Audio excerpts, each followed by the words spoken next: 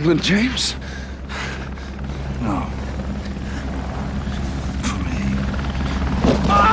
I still remember vividly the feeling when I walked out of the theatre, standing on the street and feeling completely overwhelmed by the extraordinary quality of GoldenEye. I was immersed in the cold atmosphere of post-Cold War Russia, abandoned military bases, the clanking tracks of tanks crushing the streets of St. Petersburg, and Pierce Brosnan emerging from the smoke with a presence that was both elegant and resolute. But the deeper I dug into the behind-the-scenes history, the more I discovered strange details that a child like me at the time had absolutely no idea about. Did you know that James Bond almost vanished permanently from the cinematic map because of a brutal legal battle that lasted 6 long years? Or that the opening bungee jump nearly turned into a terrifying tragedy? And that the Film Ratings Board actually rejected the movie as many as 11 times because of the excessively violent killings carried out by the female assassin Xenia Onatopp? Below are 20 behind-the-scenes secrets of GoldenEye.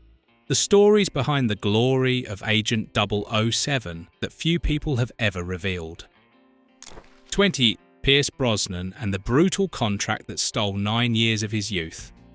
I still remember the first time I saw Pierce Brosnan step out of the smoke with a Walther PPK in hand.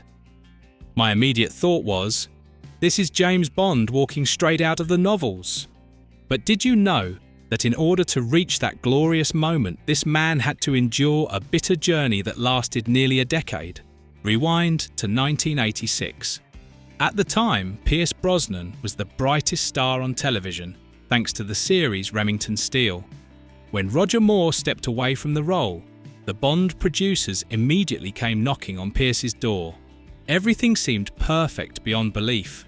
A flawless look, rising fame, and even Roger Moore himself offering his blessing to the successor. But at the 89th minute, a cruel twist of fate occurred. NBC, which had originally planned to cancel the show, suddenly realised the enormous attention surrounding Pierce Brosnan's name after the Bond news broke. The network quickly reversed its decision and revived the series in order to capitalise on the publicity. Under his contract, Pierce had no choice but to return and continue filming a show he had already hoped to leave behind. The role of 007 eventually went to Timothy Dalton. Pierce could only stand by and watch his dream slip out of reach, not because he lacked talent, but because of the calculations of a television network. It took nearly 10 years after the fall of the Berlin Wall and after the Bond franchise endured waves of legal turmoil for fate to smile on him again. This time, Pierce Brosnan did not miss his chance. He stepped into GoldenEye with all the pent-up determination and longing of those years, determined to prove that he had been born for this role.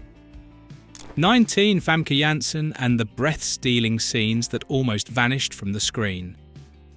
In my memory, Famke Janssen was not just a Bond girl, she was a woman of extraordinary magnetism.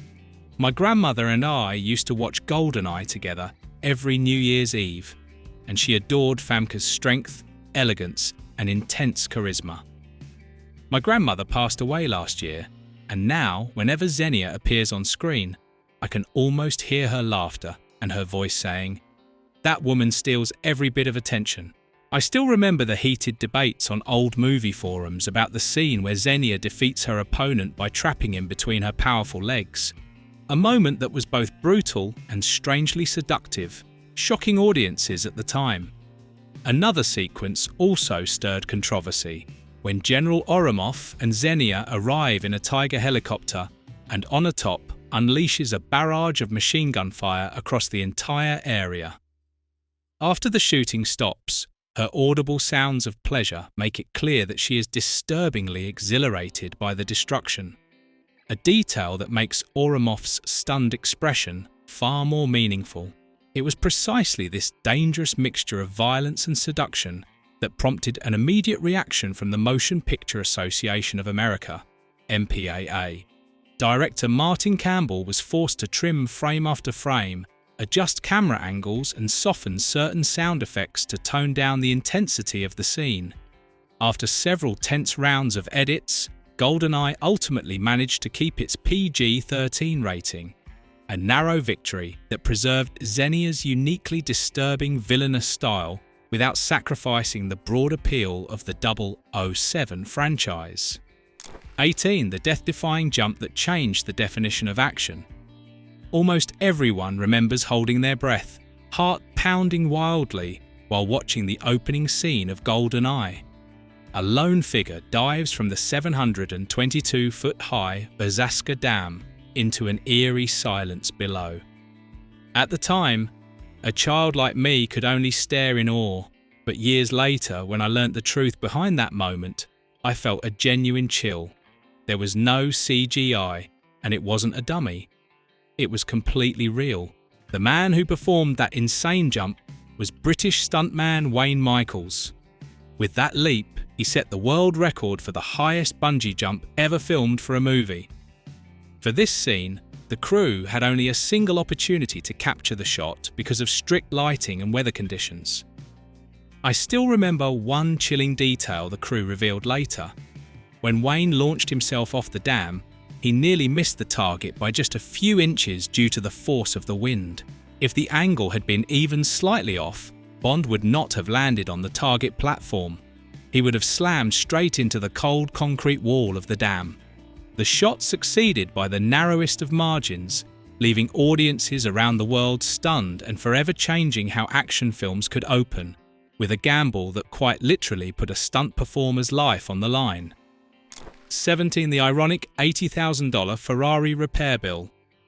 Do you remember the thrilling chase scene along the winding mountain roads of Monte Carlo between Bond's classic Aston Martin and Xenia Onatopp's blazing red Ferrari F355?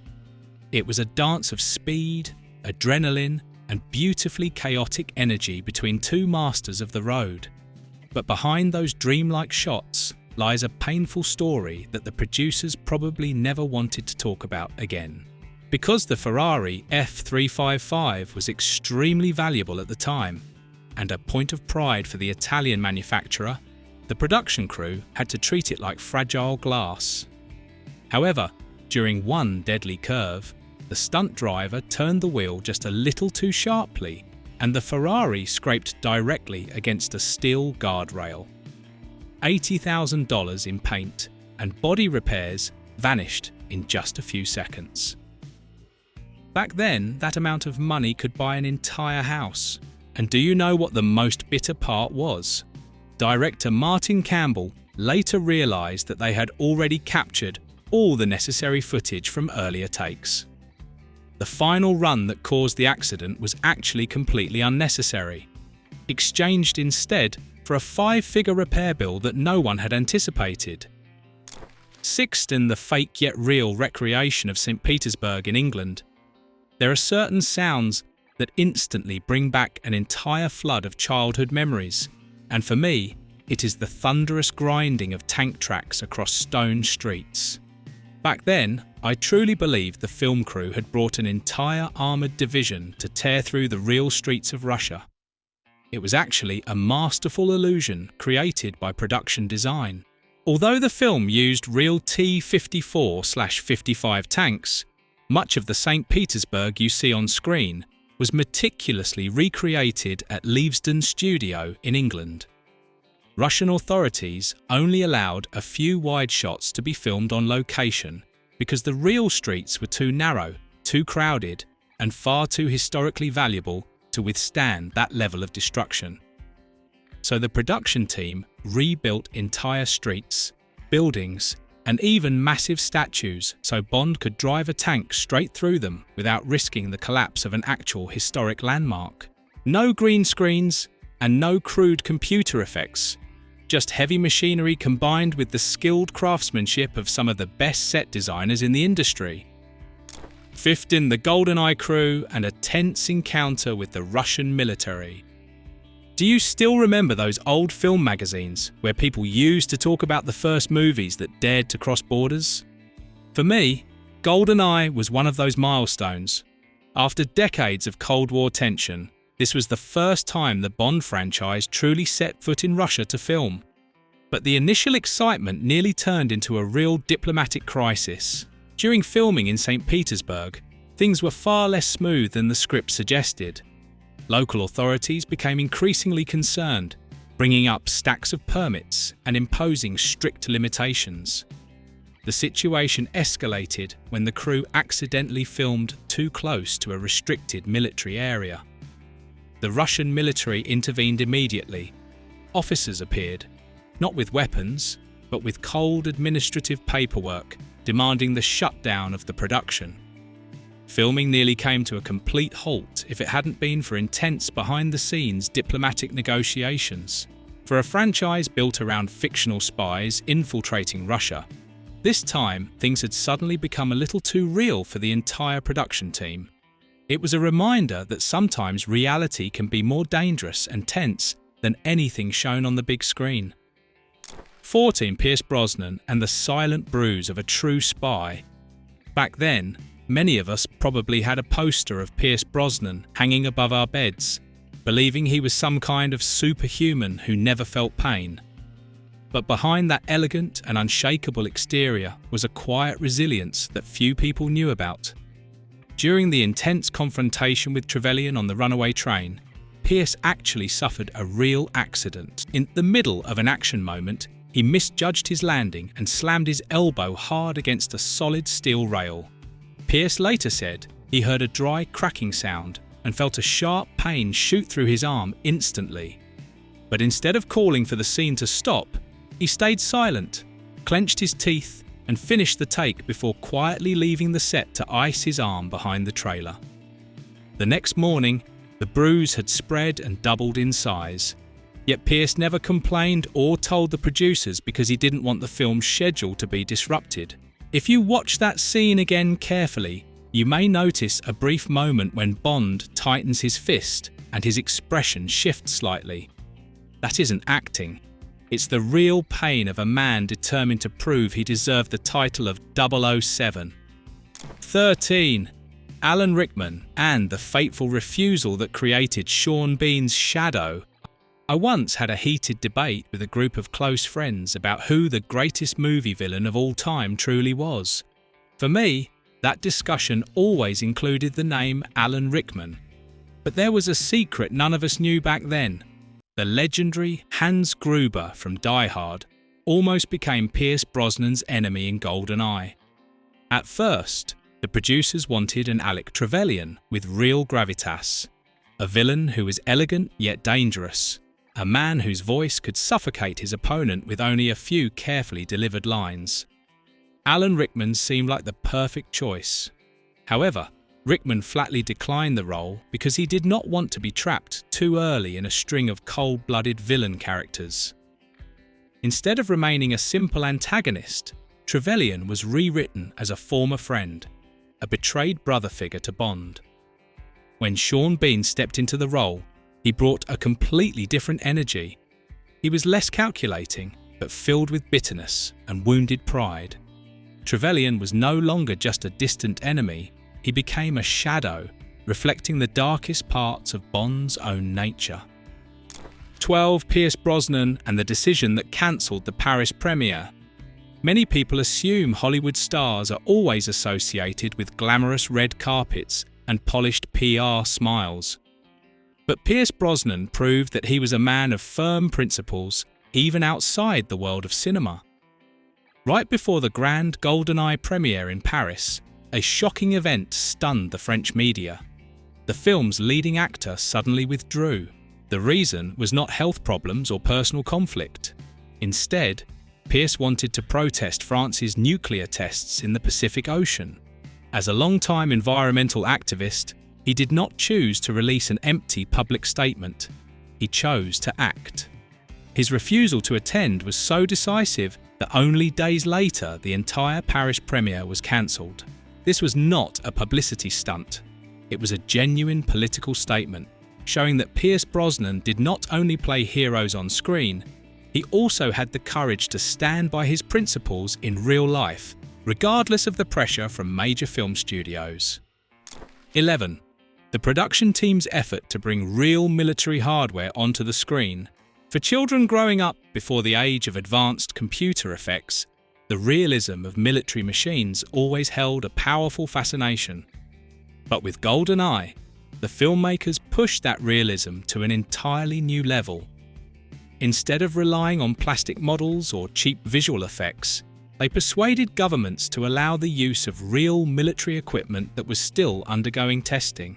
You might be surprised to learn that the stealth ship seen in the film was an actual Swedish design, while the powerful Eurocopter Tiger helicopter appearing on screen was still a prototype secretly being tested by France at the time.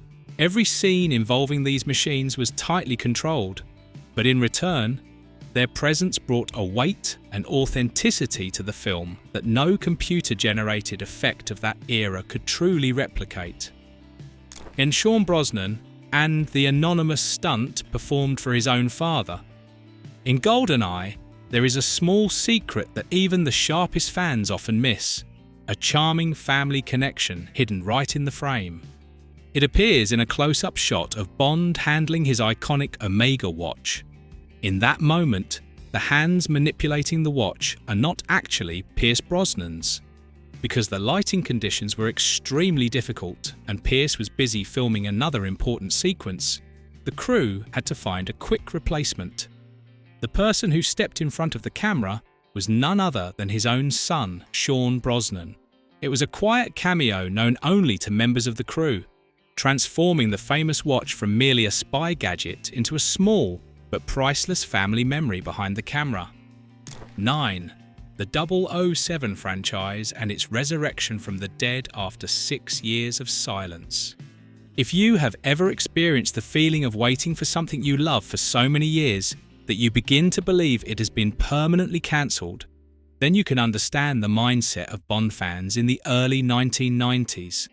After License to Kill in 1989, the world of the famous spy suddenly fell into a silent void. There were no announcements of new films, only sensational headlines about fierce legal battles between studios. At the time, scripts were stalled in development, and Timothy Dalton eventually grew tired of waiting and walked away from the role. By 1993, the name James Bond had almost disappeared from the cinematic map. When GoldenEye finally began production, it was not just another film project. It was a lifeline.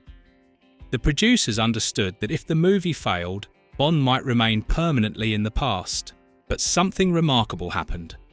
The film's $350 million global box office was more than just revenue. It was a thunderous declaration that Bond had returned, stronger and more modern than ever before. 8. Eric Serra and the most controversial musical revolution in Bond history. I still remember the sense of surprise when the first musical notes of GoldenEye echoed through the theatre. It sounded unlike any Bond film before it. Instead of the familiar triumphant brass sections and soaring violins made famous by John Barry, composer Eric Serra introduced something entirely different. A cold, minimalist sound dominated by electronic textures. Serra's decision to abandon the traditional brass-driven Bond style and replace it with sharp electronic synthesizers was a genuine gamble. However, when early cuts of the film were screened, audiences reacted quite harshly, feeling that the classic Bond sound had disappeared. The pressure became so intense that the studio eventually brought in composer John Altman to rewrite the music for the famous tank chase sequence, blending traditional orchestral elements back into the score to reassure longtime fans. 7. The visual effects team and the first shot into the digital era. Some images become so iconic that merely mentioning the film instantly brings them to mind. For Bond, that image is the famous gun barrel sequence, the legendary view from inside the barrel of a gun. But in GoldenEye, this moment carried an even greater historical significance. It was the first time CGI technology was used to create that famous gun barrel. Before 1995, the sequence had always been created using manual techniques and traditional optical effects. Switching to computer graphics for such a timeless symbol of the franchise was a quiet declaration that Bond had officially stepped into the digital age. No longer simply the cinematic relic of the 1960s, Pierce Brosnan's Bond represented a new era, an agent of the future, surrounded by computers and the most advanced technologies of the modern world. 6. Ian Fleming and the real intelligence operation that inspired the name GoldenEye. Have you ever wondered where the captivating name GoldenEye actually came from? It was not simply a random invention by Hollywood screenwriters. Instead, it originated from the real-life intelligence career of James Bond's creator, writer Ian Fleming. GoldenEye was in fact the name of a genuine intelligence operation during World War II, in which Fleming was directly involved while working for British naval intelligence. After the war ended, Fleming loved the name so much that he used it for his private estate in Jamaica, a personal seaside retreat overlooking brilliant blue waters. So when Pierce Brosnan speaks the name on screen, it quietly closes a historical circle, connecting the fictional world of James Bond back to the real experiences that inspired its creation. 5. The famous drinks were actually fruit juice and glass. Many people remember the commanding presence of Dame Judi Dench when she first appeared as M, a still-willed woman standing in an office filled with cigarette smoke and glasses of strong liquor. In one tense confrontation with Bond, she casually sips from a glass of bourbon with effortless authority. But did you know that the amber-coloured liquid was actually just apple juice? To create realism, convincing enough to fool even the most observant viewers, the prop department used 2 thin pieces of glass, carefully shaped and polished to resemble melting ice cubes.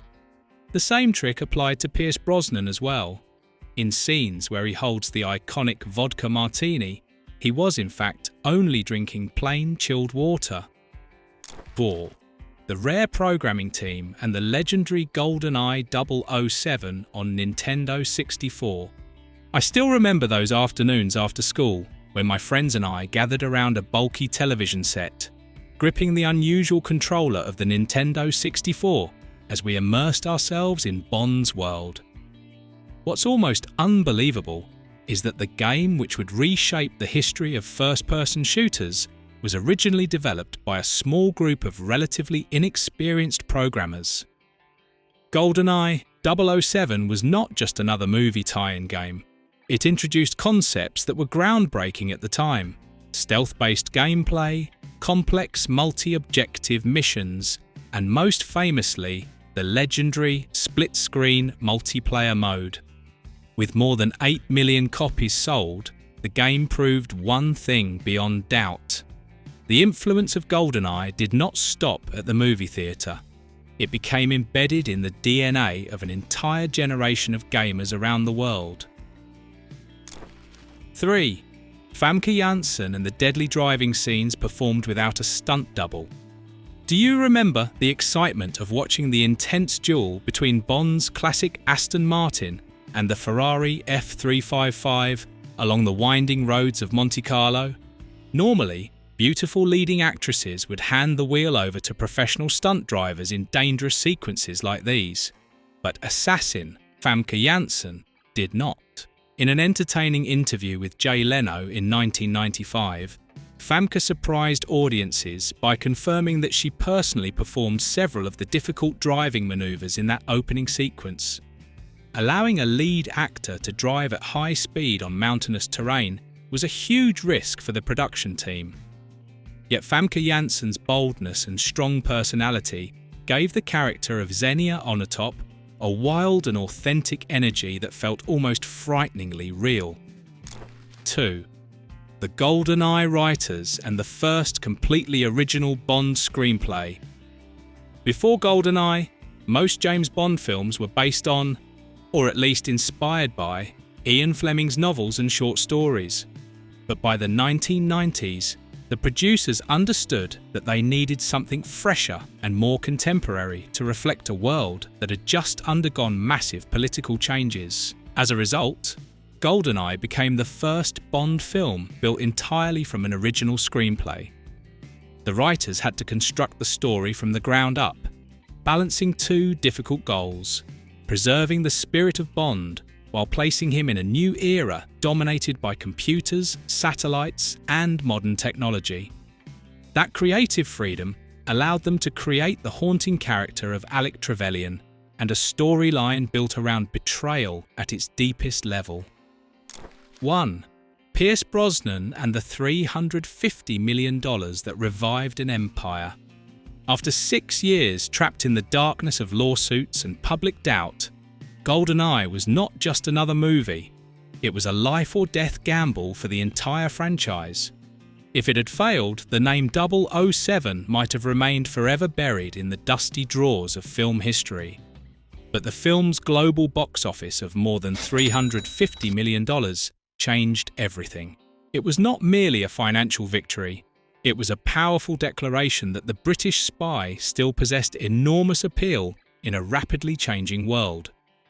Pierce Brosnan did more than simply play the role. He redefined Bond for the 1990s. More sophisticated, sharper, yet carrying deeper psychological scars. GoldenEye fulfilled its mission as a true lifeline, transforming a dying franchise into a cinematic empire that continues to endure to this day. More than 30 years have passed.